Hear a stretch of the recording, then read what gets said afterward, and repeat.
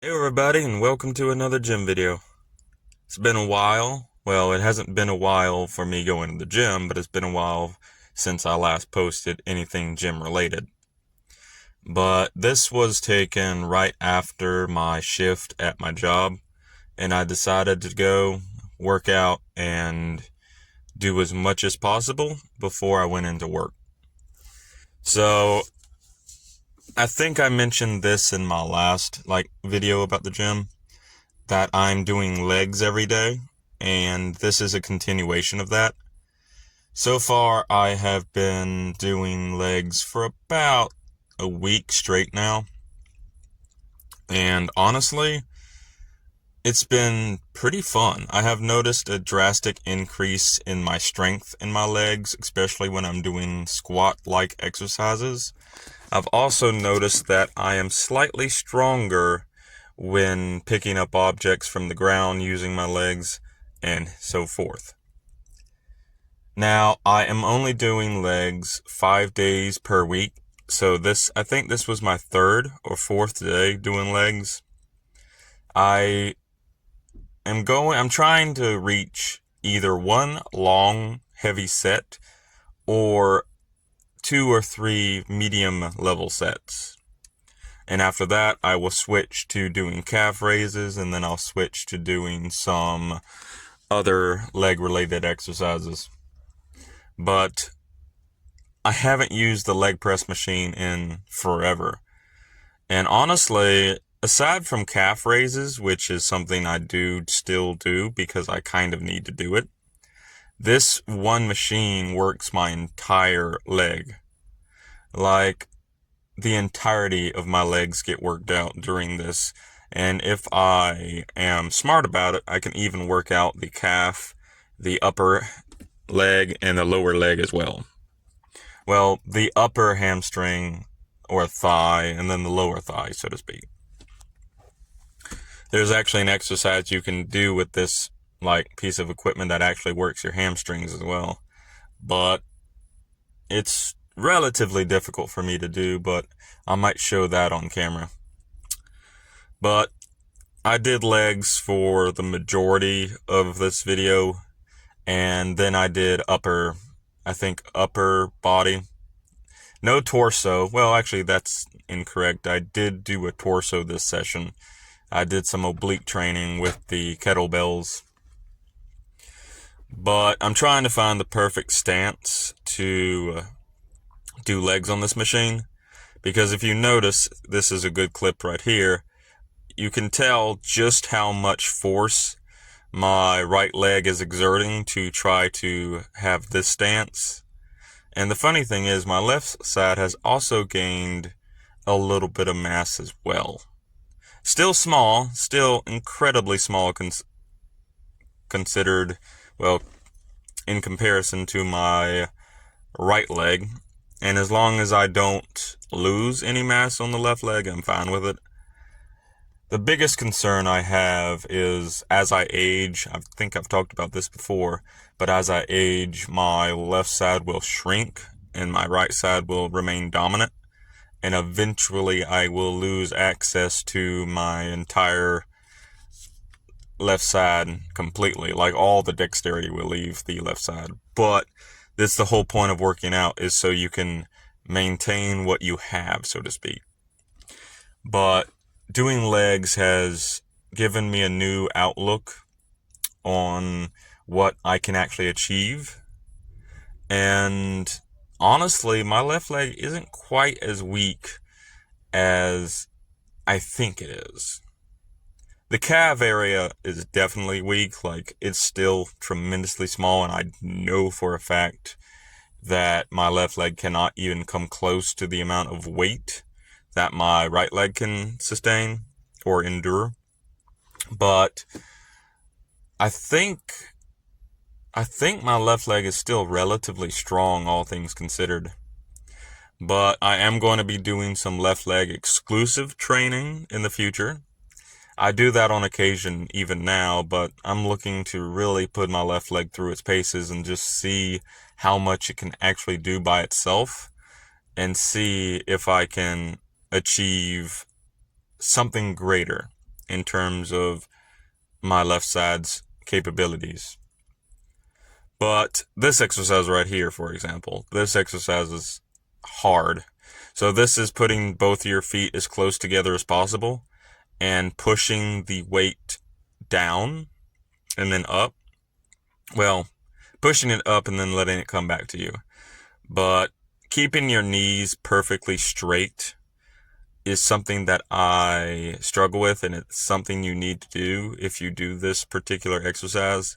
You need to keep your knees exactly the same height and exactly the same position.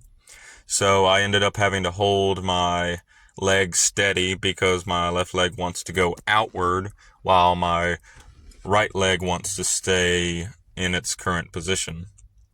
But I believe this was the last bit of legs I did on this machine, and then I went to something else. Getting off this machine is still kind of a pain for me. I don't know why, but it's just cumbersome, but I'm getting better at it. I've actually figured out I can launch myself by swinging my legs over and just shooting myself upward, so I do that now. And this was me doing the wider grip handle for the lat pull down. And you can actually see right here that my right shoulder is actually slightly above my left. So my right shoulder is more prominent and more, I guess, what's the word I'm looking for? Let's just stick with my right shoulder is more dominant, there we go, than my left. So I decided to reduce the weight so I could be more even, because the whole point is to allow my left arm to actually have the same type of strain as my right arm. But yeah, so this is a good example of just how different my back is, especially when wearing a tight shirt that doesn't really have any bagginess around it. But it's still quite a step up from my back a few years ago. My back a few years ago was scrawny, and it had a decent amount of muscle after about a year at the gym, but it didn't have nearly as much definition and, I guess, capability than it does now. I genuinely feel like my back can support a lot more weight these days, and it's been helping me immensely when lugging dog food bags or chicken food or, any type of feed bag over my shoulder and having to carry two at once. Because that's what I've been doing lately, among other things, when I'm not working at my primary job. Mostly feeding animals, mostly doing lawn work, to stuff like that. But it's been a blessing to be able to sling feed bags and hay bales over my shoulder and just carry them like they're nothing. And I owe that to a lot of things. My decent eating habits, my consistency at the gym, and my dedication to being the absolute best person I can be in terms of fitness. So yeah, it's amazing watching me go from super scrawny, super scrawny, 200, good lord. Oh, my brain moves too fast for my mouth sometimes.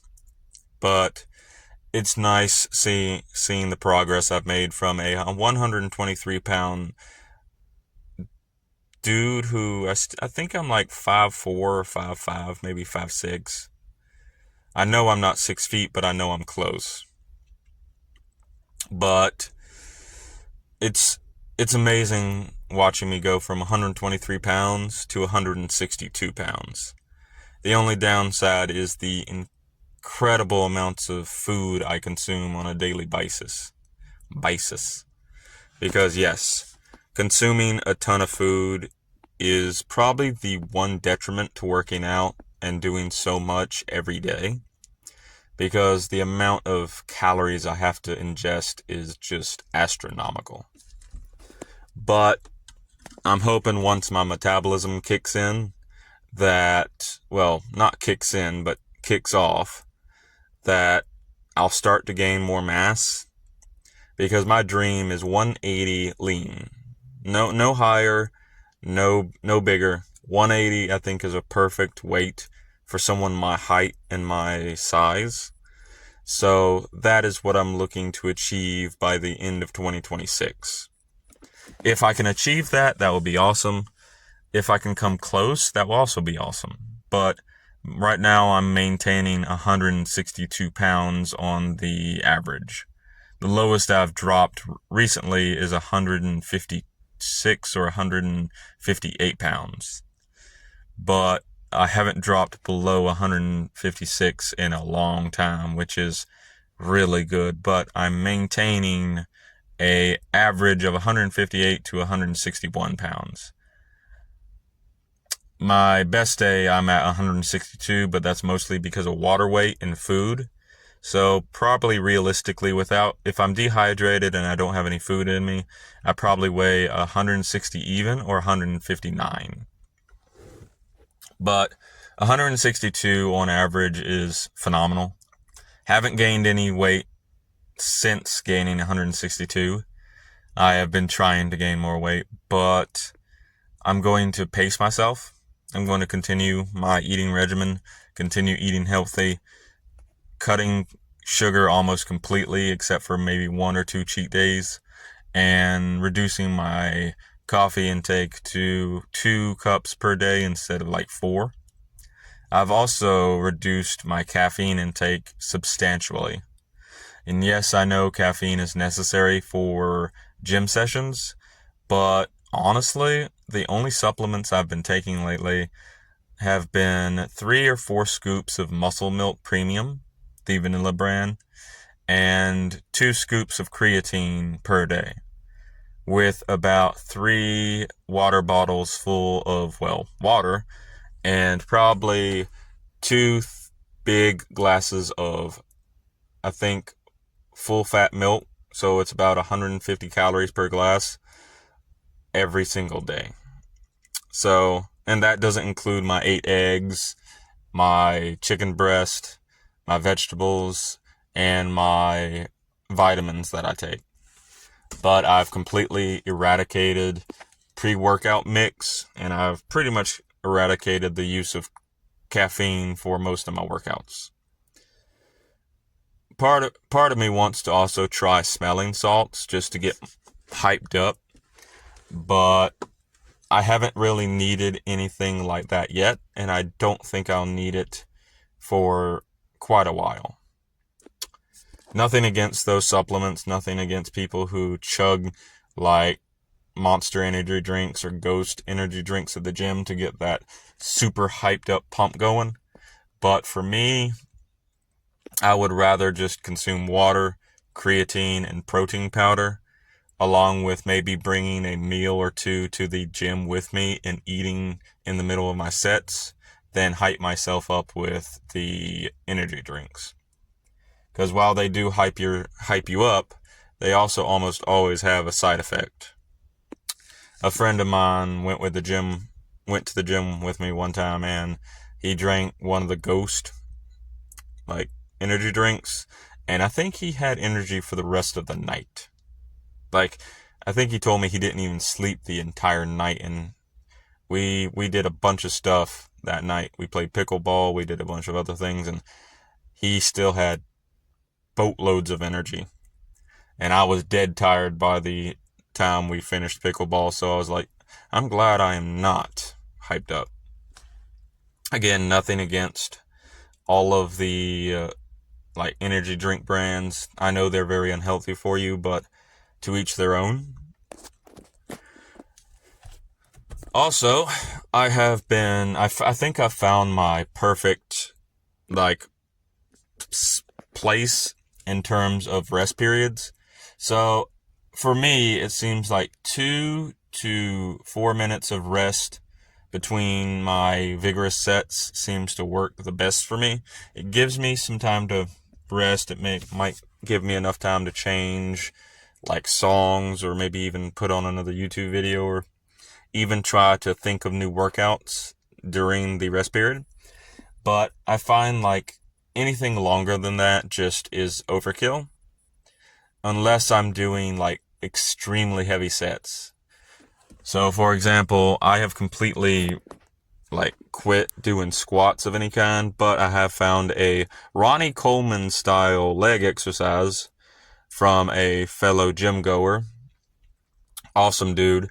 He showed me what he does for legs, and I'm going to try that, and it was interesting. But the Ronnie Coleman strategy of using the bar, load it like half of it with heavy weight and then stand over it and using it for chest presses, that is the exercise I've been doing for chest sometimes. But a new way to do it, and this is something that I actually find pretty incredible, is to stand over the bar from the front side and grab the excess where the weights don't take up any space, and then do a deep squat while holding your back perfectly straight and holding the bar in the air. And honestly, it does feel a lot better than doing a standard squat on the squat rack, because you're not overloading your shoulders and back with a ton of weight to compress your spine. You are strictly using your core to stabilize the weight, and you're strictly using your legs to lift the weight up and down. I'm going to try for deeper squats than I was shown, because I feel like that's more effective. But when I start doing that, you'll see those in my workout videos as well. But there's a ton of exercises I've found out that are really, really engaging for my muscle groups that I can just use with very minimal gym equipment. For example, this entire segment that you see on screen now was me doing various exercises with just the gym equipment you see in the video. So there's like 6 like exercises you can do with just this like weight here where the slide goes up and down. You can put it down for bicep curls. You can hoist it up for tricep pull downs. You can put it in the middle for like arm curls if you want to curl keep your elbows to your side and curl the weight backwards while being perfectly straight with the like actual rack. But there's so many. You can even do like ab exercises. I haven't tried the ab exercises yet.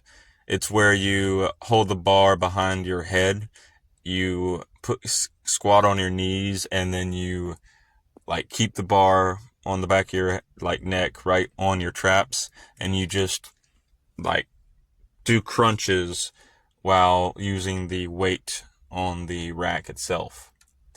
I haven't tried that. I'm very terrible at explaining things, but you'll see it when I show it in a video.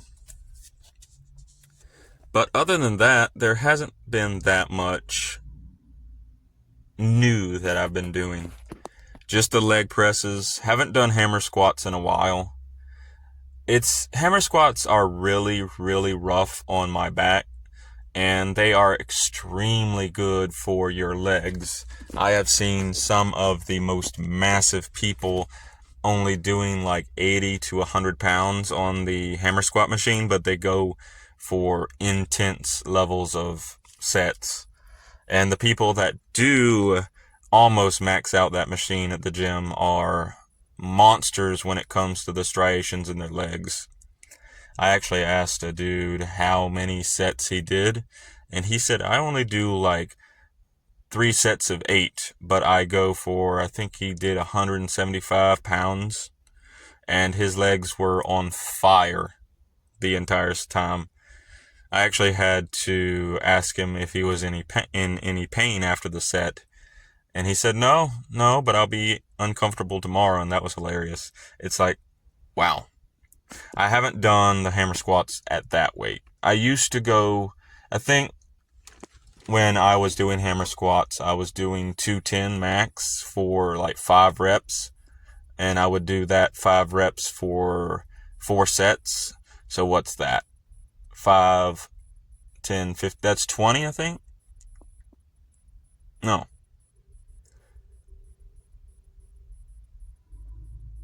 That's 25. I think I said 5 reps. Well, 5 reps for 5 sets.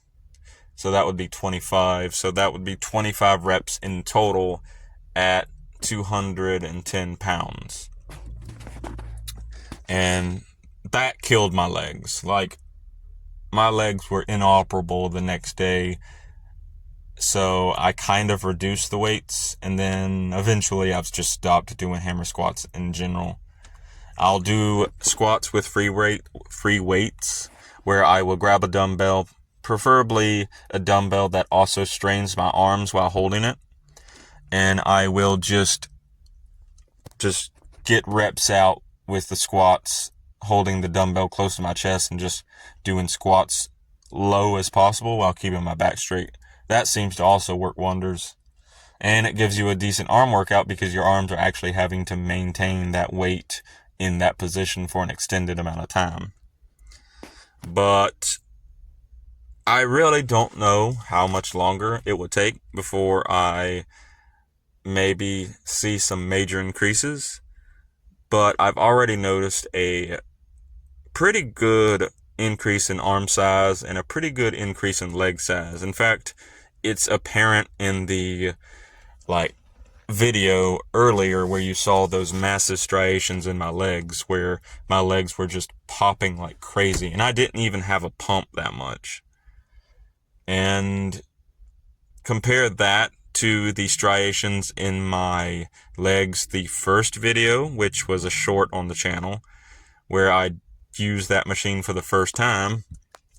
And yeah, it's a noticeable increase, like a massive noticeable increase from the first time I used that machine, the leg press, and well, it's not really leg press. What would it be called?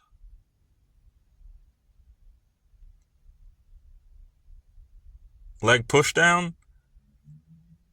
I'm just going to call it a leg press, even though it's an isolated leg press.